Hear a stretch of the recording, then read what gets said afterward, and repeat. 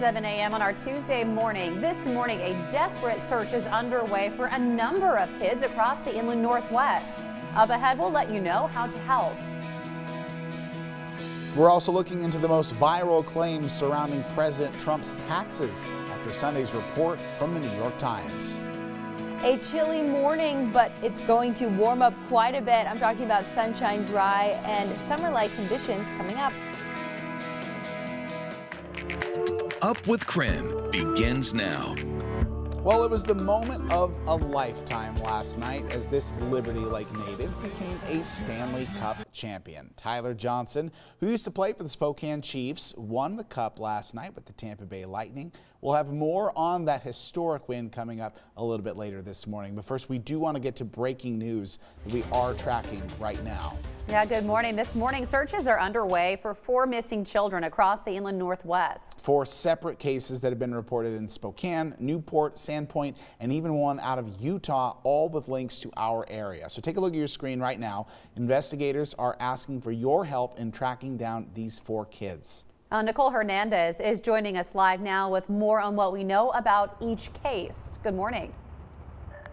And good morning, Jen and Joshua. So right now I'm live at the Spokane Police Department, where of course police are working to find all 4 of these missing children, but they also need our help as well. So I want to get right into the info that we know about each of these children.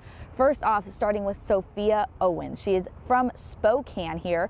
She is 15 years old and she was last seen on Saturday at her house on Regal Street. Her phone though last pinged her in Meade. So she is 5'6", has blue eyes, blonde hair, and has a little bit of red hair on the sides.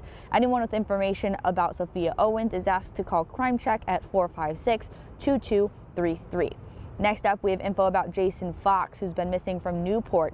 He is 19 years old. His parents have not heard from him since September 14th, so has been missing for a total of 2 weeks. The Newport Police Department is calling his disappearance suspicious. There are several outside agencies that are working with this case, including Washington State Patrol, but anyone with information is asked to call Newport Police Department at 447-6476. There's no, how to deal with the disappearance for dummies book or something, I never understood the whole, not knowing is worst thing, but I finally understand the knowing would be better. Of course, very scary situation for that family and other families that we're talking about here. So next up, we have information about Levi Matthews. He is from Bonner County and is 16 years old. He was last seen Monday night near Oliver Road north of Sandpoint. He has blonde hair and blue eyes and was last seen wearing black running pants, a sweatshirt, and a bright green pizza pipeline hat. Anyone with information about Levi Matthews should call 911. And then lastly, we have Taryn Butler, who is just 6 years old. He was taken by his mother, who is 43-year-old Emily Jolly from Mill Creek, Utah. This happened during a supervised visit on Saturday. Now, police say that she may be headed towards Washington with the 6-year-old, who is 4 feet tall, has blonde hair and brown eyes. Jolly would be driving a blue 2008 Toyota Prius with the plate E847GT. So if you see either their car or Taryn, go ahead and call the police department of Greater Salt Lake at 801-840-4000. Now, of course, like I mentioned, police are working this as well, but any information that you have will help to find any of these children. So if you need all those numbers, again, you can find those on KREM.com or the KREM 2 mobile app. Live in Spokane, I'm Nicole Hernandez. Nicole, thank you so much. Of course, you can track those cases this morning on KREM.com. You can also find that information on the KREM 2 mobile app. 7:04 now. It is 47 degrees, off to a chilly start on our Tuesday morning. Dane Marie McNichol joining us from the Outdoor Weather Center now. What are we looking at today? We are looking at beautiful conditions, but as you mentioned, Jen, it is a chilly morning. 36 degrees in Sandpoint, 35 in Deer Park, 47 in Ritzville, and 46 in Moses Lake. So bundle up if you're going out on a walk this morning.